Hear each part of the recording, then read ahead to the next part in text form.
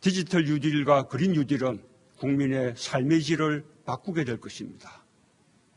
무엇보다 국민이 한국판 뉴딜을 체감하고 선도국가로 가는 길에 동행하는 것이 가장 중요합니다. 한국판 뉴딜의 중점을 지역균형 뉴딜에 두겠습니다.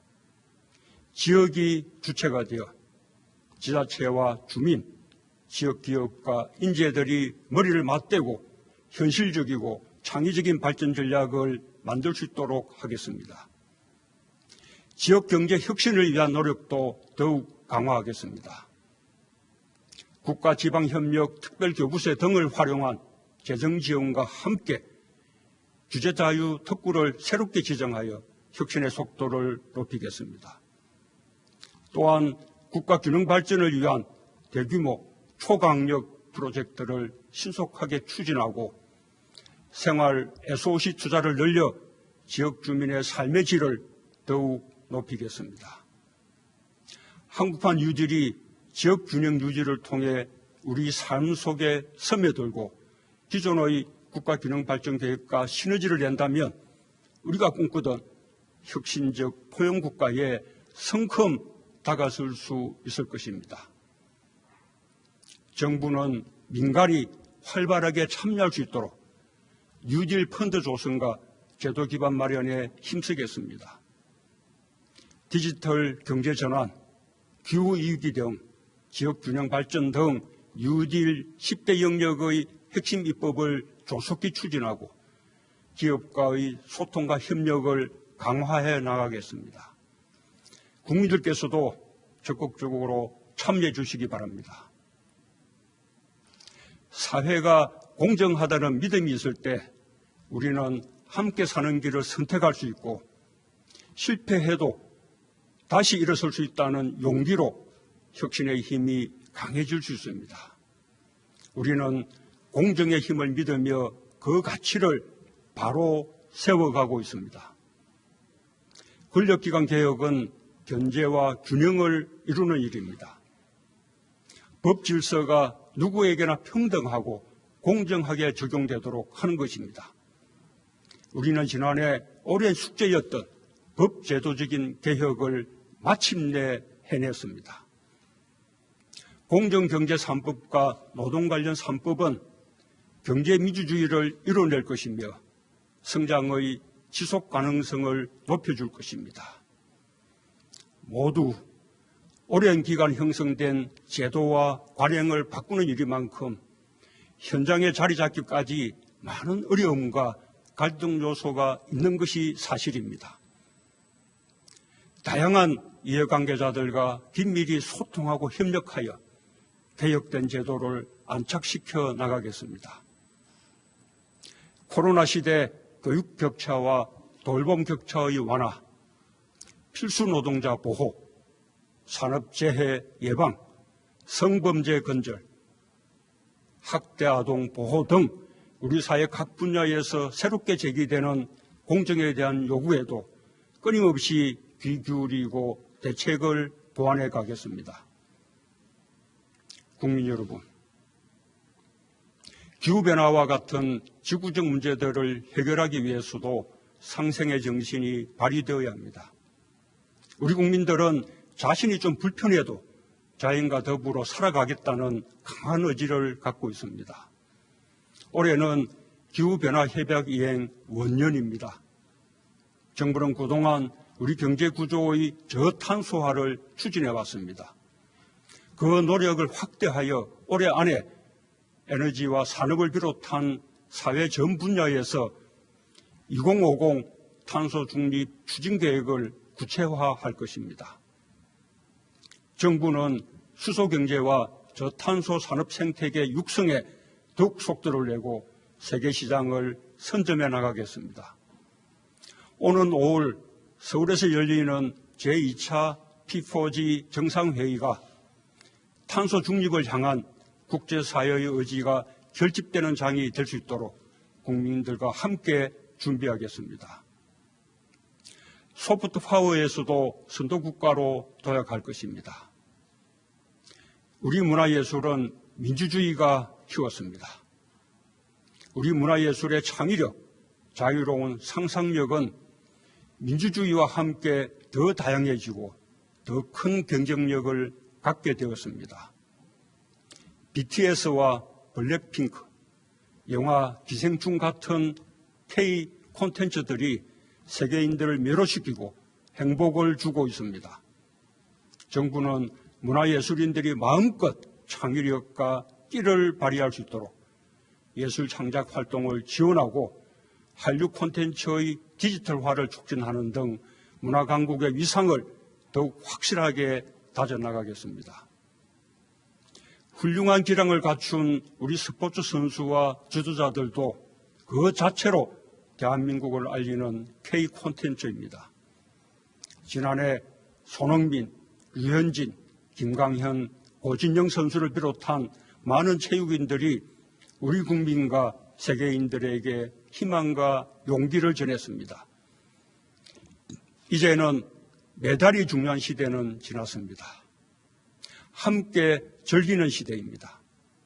정부는 전문 체육인들과 생활체육인들이 스포츠 인권을 보장받으면서 마음껏 스포츠를 즐길 수 있도록 간섭 없이 지원하겠습니다. 코로나는 거리두기를 강요했지만 역설적으로 전 세계인의 일상이 하나로 연결되어 있음을 보여줬습니다. 한국은 당당한 중견국가로서 선진국과 대도국이 서로를 더 잘 이해하며 상생할 수 있도록 가교국가의 역할을 다할 것입니다. RCEP, 한인도네시아, 세파에 이어 필리핀, 캄보디아, 우즈베키스탄과의 FTA의 속도를 높여 신남방, 신북방 국가들과의 교류와 협력을 넓히겠습니다. 중국, 러시아와 진행 중인 서비스 투자 FTA, 브라질, 아르헨티나를 비롯한 메르코수르, 멕시코 등 태평양 동맹과의 협상을 가속화하고 CPTPP 가입도 적극 검토하겠습니다. 한일 관계의 미래지향적 발전을 위해서도 계속 노력해 나갈 것입니다. 우리의 검증된 보건의료 역량과 높은 시민의식, 우수한 문화 역량과 디지털 기술의 발전, 탄소 중립 사회의 의지, 높아진 국제사회에서의 역할과 위상을 통해 대한민국은 소프트 파워에서도 책임 있는 선도국가의 길을 당당하게 걸어갈 것입니다. 국민 여러분, 올해는 남북이 유엔에 동시 가입한 지 30년이 되는 해입니다. 한반도 평화와 번영이 국제사회에도 도움이 된다는 것을 남북은 손잡고 함께 증명해야 합니다. 전쟁과 핵무기 없는 평화의 한반도야말로 민족과 후손들에게 물려줘야 할 우리의 의무입니다. 정부는 미국 바이든 행정부의 출범에 발맞추어 한미동맹을 강화하는 한편 멈춰있는 북미 대화와 남북 대화에서 대전환을 이룰 수 있도록 마지막 노력을 다하겠습니다. 남북 협력만으로도 이룰 수 있는 일들이 많습니다. 평화가 곧 상생입니다. 우리는 가축 전염병과 신종 감염병, 자연재해를 겪으며 서로 긴밀히 연결되어 있음을 자각하고 있습니다. 우리는 많은 문제에서 한 배를 타고 있습니다.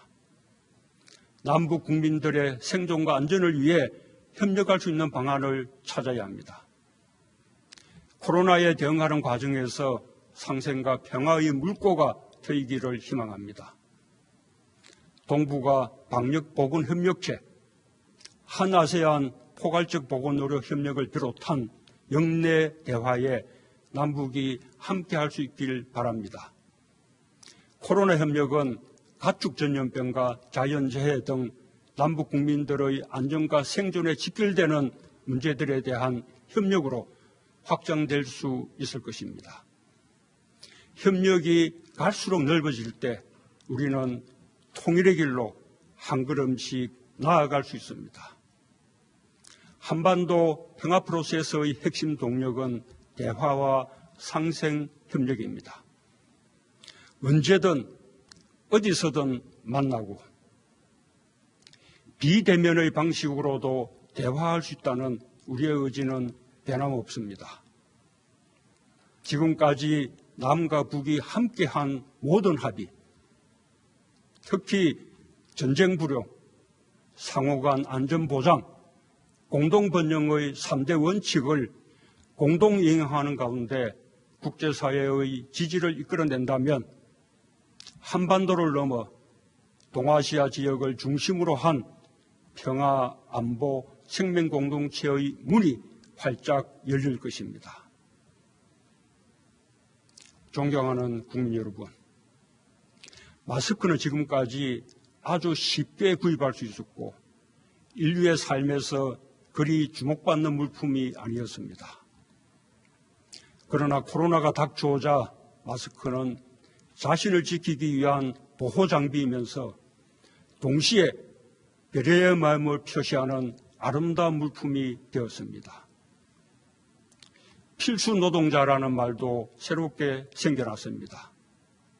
코로나를 겪으면서 보건, 돌봄, 운송, 환경미화, 콜센터 종사자와 같이 우리의 일상 유지를 위해 없어서는 안 될 필수적인 역할을 하는 분들의 노고를 새롭게 깨닫게 되었습니다. 우리는 주변에서 흔하게 보던 물품 하나가 어느 순간 가장 중요한 물품이 될 수 있다는 것을 깨달았고, 마찬가지로 우리는 꼭 필요한 역할을 하면서도 제대로 된 처우를 받지 못하는 분들이 여전히 많다는 것도 새삼 느끼게 되었습니다. 지난해 우리는 우리 사회에 정말 중요한 것이 무엇인지 돌아볼 수 있었습니다. 모두의 안전이 나의 안전이라는 사실을 되새기며 함께 행동에 나설 수 있었습니다. 2021년 우리의 목표는 분명합니다. 회복과 도약입니다. 거기에 포용을 더하고 싶습니다. 일상을 되찾고 경제를 회복하며 격차를 줄이는 한 해가 될 것입니다. 코리아 디스카운트 시대가 끝나고 코리아 프리미엄 시대로 나아가는 선도국가 도약의 길을 향할 것입니다. 지난해는 위기에 강한 나라 대한민국을 재발견한 해였습니다.